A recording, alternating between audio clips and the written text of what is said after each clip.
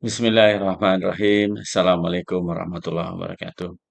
Alhamdulillahilladzi anzala sakinata fi qulubil mu'minin yasdadu imanan ma'a imanihim. Asyhadu an la ilaha illallah wa asyhadu anna Muhammadan abduhu wa rasuluh la nabiyya ba'da. Rabbi shrah li sadri wa yassir li amri wahlul 'uqdatam min lisani yafqahul qawli.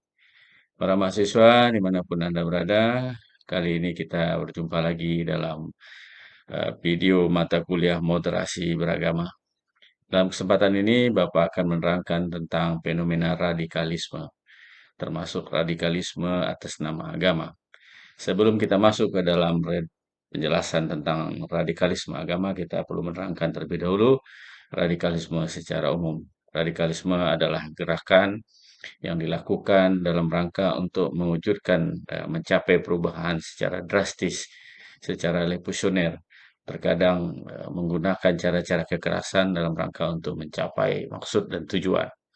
Di antara gerakan radikalisme itu adalah apa yang disebut dengan gerakan terorisme. Terorisme adalah satu gerakan yang tujuannya adalah untuk mencapai maksud-maksud tertentu dengan menciptakan rasa takut, menebar ancaman, ya, membuat orang menjadi khawatir dan segala macam. Mereka menyerang secara fisik, menyerang manusia, menyerang benda, ya, dalam rangka untuk menyebarkan, menebarkan rasa takut dan segala. Nah, gerakan-gerakan radikal itu terjadi tidak hanya dalam konteks agama, terjadi juga dalam konteks politik, ya, terjadi dalam konteks kebudayaan, ya, dan juga terjadi tentu dalam konteks agama. Eh, Bagaimana menerangkan tentang fenomena radikalisme dalam agama? Yang pertama saya mau tegaskan, gerakan-gerakan radikal atas nama agama itu tidak dimonopoli oleh satu agama tertentu. Hampir semua agama di muka bumi ini punya pengalaman tentang radikalisme. Artinya ada para penganutnya yang mengatasnamakan Tuhan, mengatasnamakan kepercayaannya, ingin mendorong terjadinya proses perubahan, ya perubahan yang drastis, perubahan yang cepat, revolusioner, dan tidak jarang dengan menggunakan kekerasan. Seperti yang saya jelaskan, seperti gerakan terorisme dan segala macam. Yang menyerang instalasi pemerintahan, menyerang pihak-pihak yang dikonotasikan sebagai barat, kapitalisme, dan segala macam. Dan di Indonesia punya pengalaman bagaimana dia menyerang, gerakan teroris menyerang pihak keamanan, ya, karena dianggap mereka peace to peace dengan mereka, ya, dalam artian pihak polisi menumpas gerakan mereka.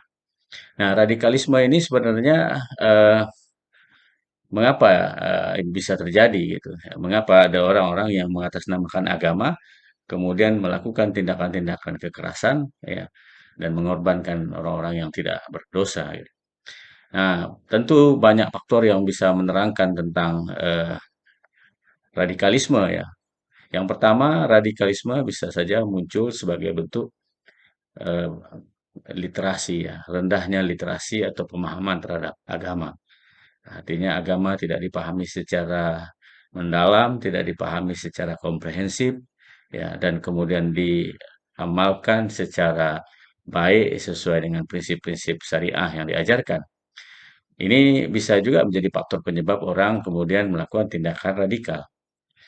Namun faktor ini kadang tidak terlalu signifikan karena tidak sedikit juga para pelaku gerakan terorisme atau mungkin pelaku tindak radikalisme itu mereka-mereka yang sangat paham tentang pemahaman keagamaan. Maka ada faktor lain yang biasanya sangat eh, besar pengaruhnya terhadap eh, munculnya gerakan-gerakan ini, yaitu salah satunya adalah satu kondisi sosial politik yang terjadi di satu kawasan yang mana dalam persepsi mereka kondisi itu sudah keluar dari prinsip-prinsip kebenaran agama yang mereka anut, ya mereka mengistilahkan dengan togut, dengan zalim dan segala macam. Sehingga pemerintahan yang seperti itu harus dilawan, ya, sebagai bentuk penegakan amar ma'ruf nahi mungkar. Oleh karena itu maka mereka menyerang misalnya instalasi pemerintahan dan keamanan dan nah, artinya dalam konteks ini gerakan radikalisme lahir sebagai reaksi terhadap satu kondisi yang ada.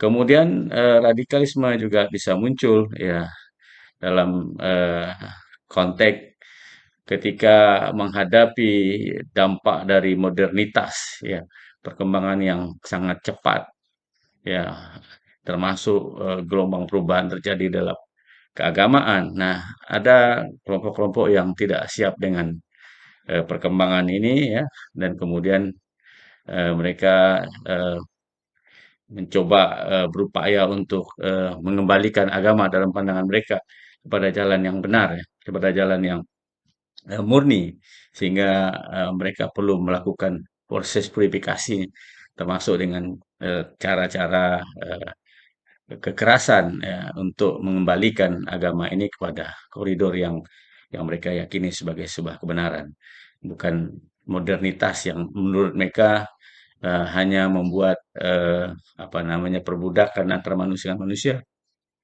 penindasan antara manusia dengan manusia, proses eksploitasi yang luar biasa terhadap sumber daya alam, ya kan, terjadi proses kolonialisme dan segala macam. Sehingga oleh karena itu reaksi mereka adalah melawan modernitas itu.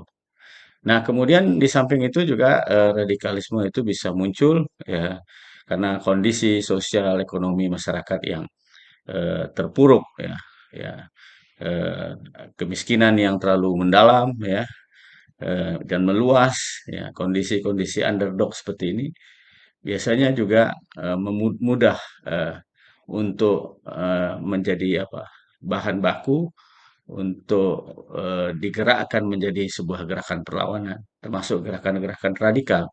Kita melihat banyak contoh ya di mana gerakan-gerakan ini menyasar mereka-mereka yang tidak beruntung secara ekonomi. Mereka mengambil kondisi eh, s- sosial unrest ya, keresahan-keresahan sosial mungkin akibat seperti misalnya COVID ya atau mungkin krisis ekonomi ya sehingga orang-orang ini kemudian dimobilisasi ya untuk melakukan gerakan-gerakan terorisme. Jadi eh, hipotesisnya untuk yang terakhir ini sepanjang kemiskinan itu masih luas dan terjadi secara mendalam ya maka potensi untuk lahirnya bibit-bibit radikalisme itu potensial untuk tumbuh. Nah, di samping itu juga ada faktor-faktor lain yang juga di luar faktor-faktor yang saya sebutkan adalah faktor-faktor yang sifat personal. Ya, pengalaman-pengalaman personal seseorang secara psikologis yang membuat orang mungkin mengalami frustasi ya, secara sosial maupun secara psikis, secara mental itu juga potensial untuk digerakkan menjadi eh, kekuatan untuk melakukan tindakan-tindakan radikalisme. Nah, sehingga kita bisa melihat berbagai macam modus operandi daripada gerakan-gerakan radikal yang ada di Indonesia maupun di berbagai belahan dunia lainnya. Ini di antara beberapa faktor-faktor yang bisa menyebabkan munculnya radikalisme, terorisme.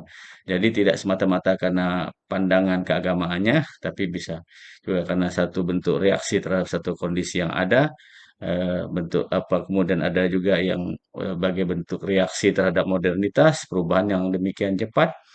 Kemudian juga ada yang lahir dari kondisi sosial ekonomi yang tidak menguntungkan.